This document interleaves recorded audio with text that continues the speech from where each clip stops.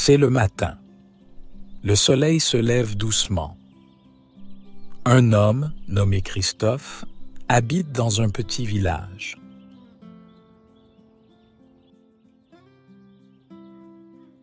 Chaque jour, Christophe marche vers la montagne.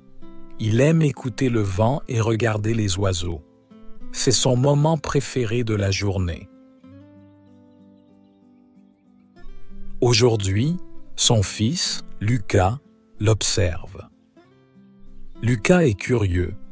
Il veut accompagner son père. Il n'a jamais vu la montagne de près. Papa, je veux venir avec toi. Mon fils, le chemin est difficile et tu es petit. C'est dangereux. S'il te plaît, papa. Je veux voir la montagne. Je te promets de faire attention. Tu es sûr que tu veux essayer, Lucas?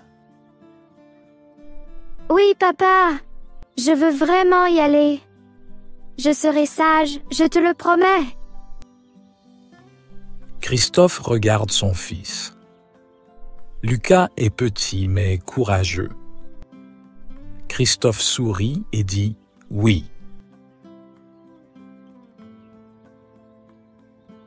Ils commencent à marcher vers la montagne, main dans la main, prêts pour l'aventure.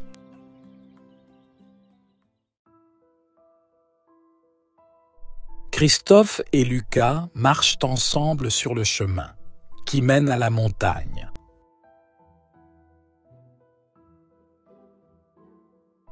Le chemin est étroit et plein de pierres.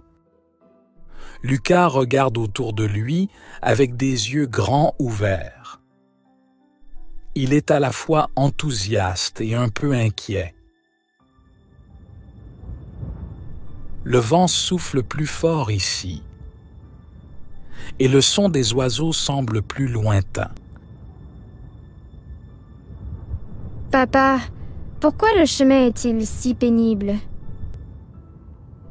C'est parce que nous montons, mon fils. La montagne est grande et solide.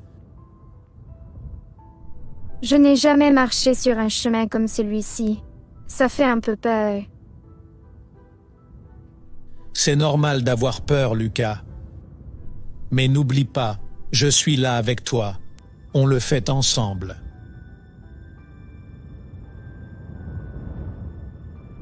Lucas serre un peu plus fort la main de son père. Ils continuent à marcher, en prenant soin d'éviter les grosses pierres. Lucas sent son cœur battre plus vite, mais il est déterminé à voir la montagne de près.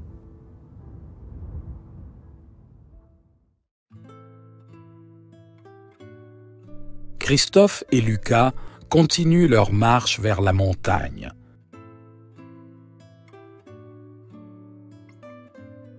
Soudain, ils arrivent devant une grande pierre qui bloque le chemin. La pierre est haute et difficile à traverser pour Lucas.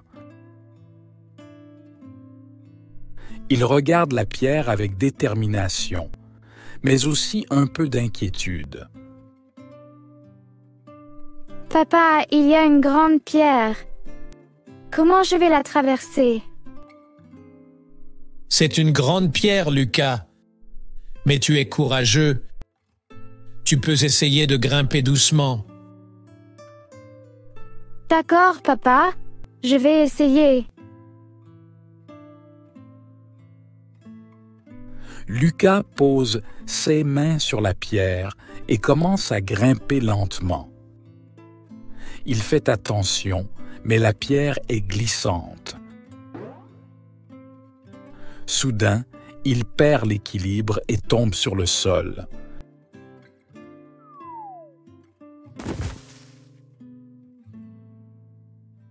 Lucas se fait un peu mal et pousse un cri. Aïe, ça fait mal. Aïe, ça fait mal. Le cri de Lucas résonne dans la montagne. Il regarde autour de lui. Surpris et un peu effrayé par l'écho de sa propre voix. Christophe se précipite vers lui, inquiet, mais ce qui surprend Lucas avant tout, c'est le son qui revient.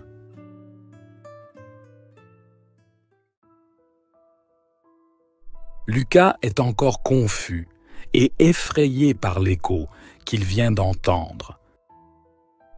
Il ne comprend pas pourquoi sa voix revient vers lui, comme si quelqu'un lui répondait. Christophe, son père, décide de lui montrer quelque chose pour l'aider à comprendre. Lucas, écoute bien. Je t'aime beaucoup. Je t'aime beaucoup. Lucas regarde son père avec des yeux grands ouverts. Il est encore plus confus. Comment la montagne peut-elle répéter les mots de son père? Papa, pourquoi la montagne répète ce que nous disons?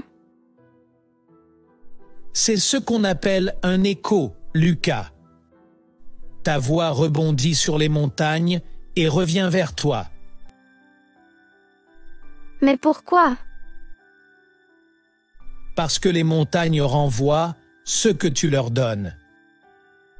Si tu dis quelque chose de gentil, elles te répondent avec gentillesse. Lucas, toujours perplexe, écoute son père avec attention. Ce dernier sourit, prêt à lui expliquer davantage.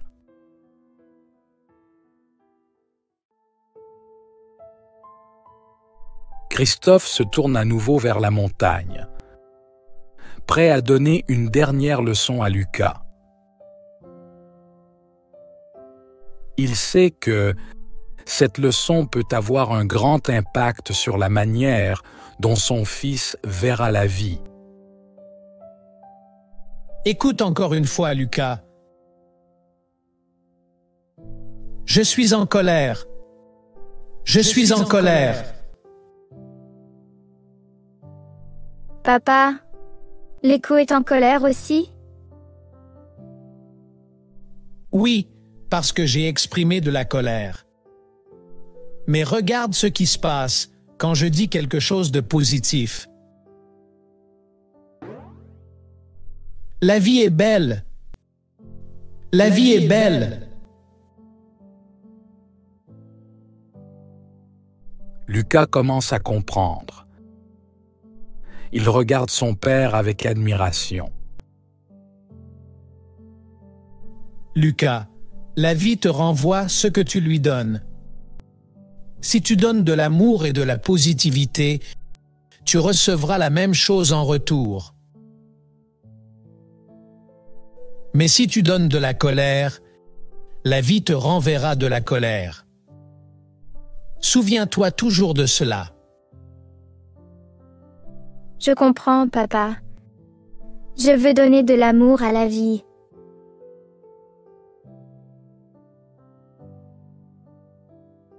Lucas se lève, ouvre les bras vers le ciel et crie avec un grand sourire. Je t'aime la vie. Je t'aime la vie. Je t'aime la vie. Christophe regarde son fils avec fierté.